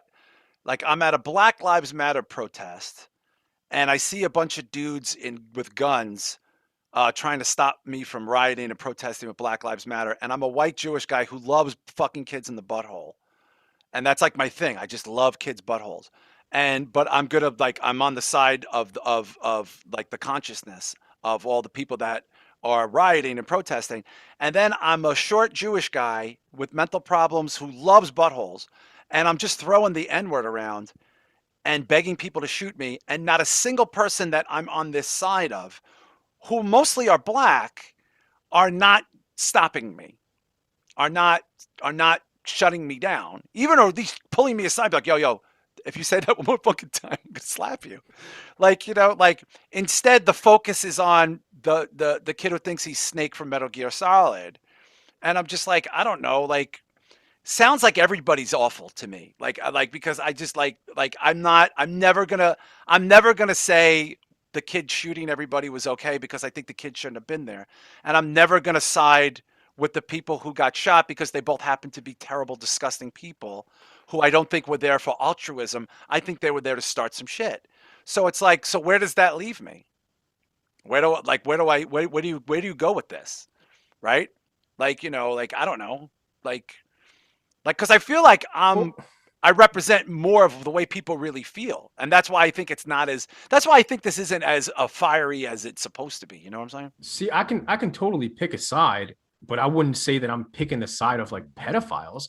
The reason why I would want this guy to go to jail is simply for the reason that, like, if he gets away with this, like we mentioned last week, once this happens again, you're going to have people feeling way more comfortable to go out there and start shooting random people. And who knows, the next person might be me. You know what I mean? Like, that's the only reason why I'm saying I want this guy to go to jail for a long time, because not because he killed pedophiles, because he could have killed innocent people that had just been normal people.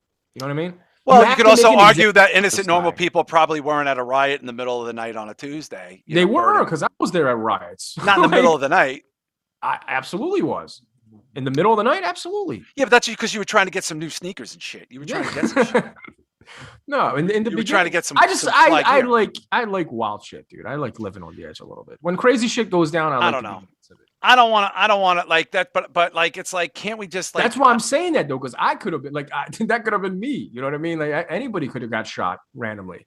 Well, according to Boys in the Hood, B-Show would have probably been the one that got shot. He's more like Ricky. Maybe. And you're like Doughboy. And plus, stray bullets. Like people shouldn't feel comfortable enough to walk around with AK-47s. Right, but to me, again, I'm always going to come back to, why was he legally allowed to do this in the fucking first place? Oh yeah, that's the biggest problem. Is the laws. Like that's nothing is bigger than that. Nothing is bigger than that. Because his empowerment wasn't if he gets away with it in trial. His empowerment is the law that allows him the luxury of doing this. You see what I'm saying? If the law is that he's allowed to do this, then that's not going to supersede this case. You see what I'm saying? Like, if they say, hey, look, it was really didn't break the law, and it seemed like these dudes were going to try to kill him, and we couldn't have less unsympathetic victims here, so we had no choice. What the fuck are we supposed to do? It's the fucking law. It sucks, right? That's like, I just feel like there's not enough conversations about the law. There's not enough conversations about the law that allowed him to leave Illinois and drive and this motherfucker was driven by his mom, yo. Like you expect me to publicly side with the kid who's the same age as my oldest child, who's younger than is my child's age? Like, because his mom drove him from Illinois to Wisconsin so he could go fucking play Snake, to go play fucking, Metal Gear Solid? No, I can't do that. Well, he killed a couple of shitty people. Oh, all right. But still, it's like, what's the justice for any of this? Like, I don't even know what justice looks like. People are like, I just want justice. I don't know what justice looks like, because it sounds like the law is the fucking injustice. I'm actually starting to feel bad for this kid a little bit the more you talk about it. I don't see how you can't. Dude, he was raised this way. He was raised this way. Yeah, that doesn't mean anything to me, man. It does. Yes, it does. Because I'm raising my kids to be rad, and they're pretty rad. If I raised them to suck ass, they'd suck ass. Yeah, dude. But I've also seen a lot of people that turned out to be decent people that were raised by crackheads and alcoholics. Right, because they probably had somebody in their fucking life go, listen, you got a bad hand. Don't fucking fall victim to this shit. This kid was encouraged to behave this way by the people that were responsible for him. That's a fucking problem. He's a fucking child, and he shouldn't have been there. My mom nobody's mother would have drove them to this shit. Your mother was driving you. Yeah, my mother's not driving you. B-Show's mother's not driving them. I'm sure none of the listeners' mothers, whether there's 1,000 listeners or 60 zillion, nobody's mom is going to say, well, I'll tell you what, we'll stop at Wawa on the way so you get something to eat. You got to get something to eat if you're going to start shooting people. So you got to get something to eat. Let me see your vest. Make sure your vest is on right. No, your vest is all wrong. It's all wrong, your vest. Kevlar to the front. Kevlar to the front. You don't want to take a bullet. Look at this kid.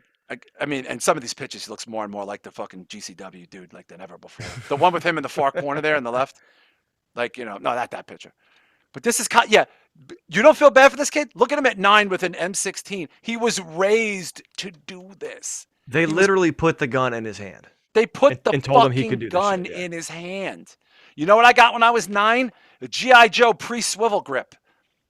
They didn't even have the swivel yet. We can charge that to anything, though. I mean, somebody killing somebody else in the fucking projects.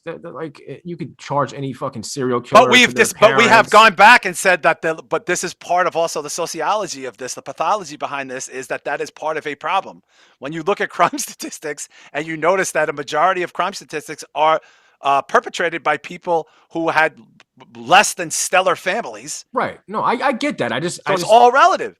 I know. I understand that. I understand like the foundation was fucked up. So therefore, obviously, as an adult, you're going to fuck up yourself. But I'm not okay with giving passes because like nobody said give him a pass. I said I feel bad.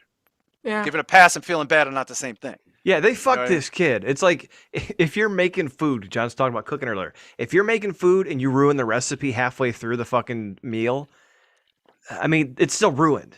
You know what I mean? You can feel bad that it got fucked up, but it's still not right. So I'm not going to give the kid a pass. This kid don't even shave, yo. Look at he's got baby fat. He's 9 years old. He's got an M16. What did you get at 9 years old? Like an Undertaker doll? A TIE fighter, a Star Wars TIE fighter from fucking Hasbro. I'm pretty sure I got some Return of the Jedi shit. But nice. And by the way, my father was in the military, and we didn't have any of this in my fucking life at all. None of this was prevalent in my life.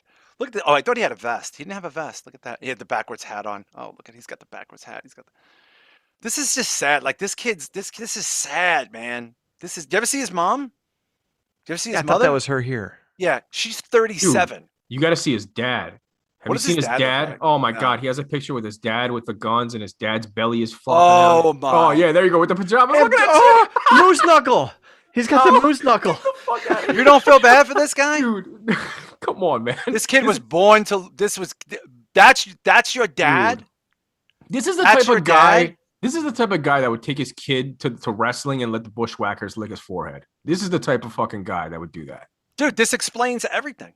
Look at this. Yes, this picture, Mooseknuckle Rittenhouse. I think that's the title on, of he the looks. show. He looks like a Murdoch. Wow. Yeah, he looks.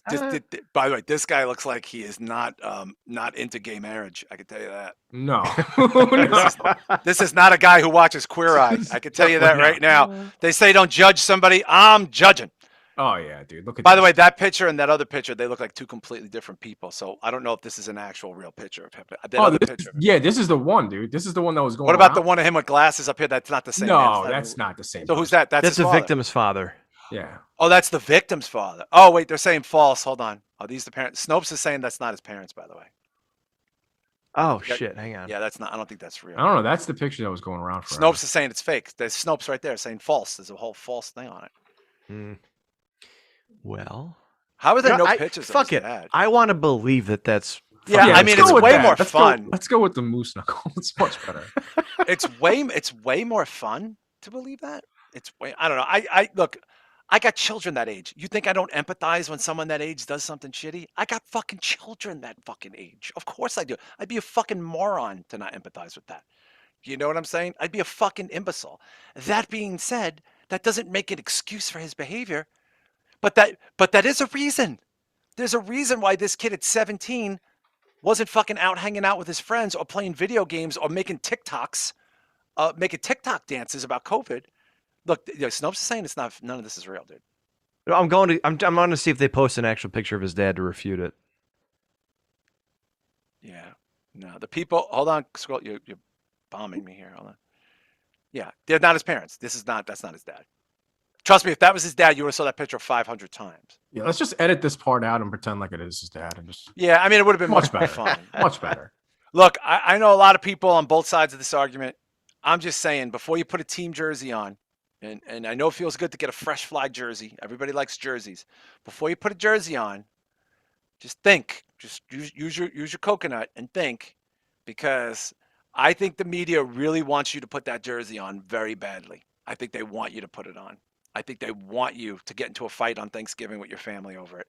And I'm just saying, can we not take the fucking bait? Do we always have to be so obvious with our behavior? Can we not take the bait? I am going to anesthetize myself, because I don't think we're going to get, we might get a verdict tomorrow, right? But if we don't get a verdict tomorrow, I'm fairly certain we might not get one next week, because they're probably going to dismiss the jury with the holiday and stuff like that. Now, I don't know I think he is going to be found guilty of some shit. I don't know enough about the law. I ain't past the bar. I don't give a fuck about guns. I don't want to take your guns away, but I also don't want 17-year-olds to police me in the streets neither. So I'm like a rational dude. Okay. And to Shaheen's point, yes, I agree. He's going to end up shooting somebody, because he is a fucking teenager. You know what I mean? That being said, if he's not found guilty, I don't know if it's this huge travesty of justice, because the fucking law is shitty. The law is shitty. He should not, these dispensations for 16, well, we have these, technically he was allowed to have the gun because there's dispensations for 16s and 17-year-olds. Why? Why are there special conditions for 16-year-olds with automatic weapons? You don't live in a city where that happens. Bisha don't live in a city where that happens. I sure as shit don't live in a city where that happens. Look at the law. Look at the fucking law. The law is the problem. The law is all over the place. Again, my only fear is that I don't want copycats happening all over the country, because this could become a trend. You look at look at rappers, right? You look at Lil Wayne. He started tattooing his face. He started doing all this crazy shit. Yeah, he was the first guy to do it. He birthed a whole little generation of Lil And the Waynes. game too. The game did it too. Yeah, but Lil Wayne started that whole auto-tune and the auto-tune, like undernourished. He started that wave of like garbage rap kind of, And now we have the Island Boys. That's what I'm saying. Like exactly. It starts out with a couple cool Lil Wayne. Lil Wayne had some big bomb songs in the back of the day. The Island Boys is the most entertaining thing that I've seen in 2021. Yeah. For the simple fact that they came up with a freestyle, the Island Boy thing, and they can't even get their fucking lyrics right. Every time they try to perform it, they can't get the lyrics right, man. It's the best. This is like if Sideshow Bob fucked Post Malone. I mean, that's what this is literally. Dude, you got to go to their IG and play that clip. They can't even fucking say it right. Yeah. Yeah. I mean, this is crazy. Like they try to perform it again for like a TikTok thing, and they forget what they say. They can't keep themselves on track. So you blame Lil Wayne for all this? Wow, that's interesting. Absolutely, bro. Like Lil Wayne, he started that whole thing, and then it came. Are we allowed to play this? Yeah, there's no beat or anything. Yeah, of course. I might not be able to play the video because I don't want to get pulled from YouTube. I don't think we're allowed to play it. Don't share the thing. I don't think we're allowed to play it. Plus, we're not monetized anyway. Yeah. True. Yeah, that's true. Well, I don't know. I don't know that I want to take a strike for Island Boys. No offense. I would rather take a strike from my own mouth or your mouth or his mouth. I don't want to take. Well, maybe don't share the videos. Share just the. Island boy, and I've been trying to make. And they're Cuban, right? Yes. I'm just island boy. It would be funnier if they were white, though. Island boy. It'd be so much funnier. I was hoping they were. You're gonna keep that gun. I'll be just staring at the sign. Imagine getting beat up by these guys. Fuck? Why is all the guy moaning in the background? Because he's coming in the pool. Yeah, and they're fraternal twins, right? They're paternal twins, right? Yeah, they are. One is like 5 minutes older. Yeah, I mean, like a woggle. What the fuck are you talking about, man? Yeah. Are you sure he's black? No, they're Cuban. No, they're Cuban. I'm sorry, Cuban. Yeah, they're Cuban. No, they're Cuban. Cause we try home like a lion. By way of Florida, but their mother and father, I think, are Cuban. Bro, these guys are comes gonna out- be billionaires. Like this is the world we live in. These But guys I are had to most leave the music viral business thing. because I was too chubby to get a record These contract. guys are the most viral thing in the world right now. Dude, Yeah. start a TikTok. Start singing songs on TikTok.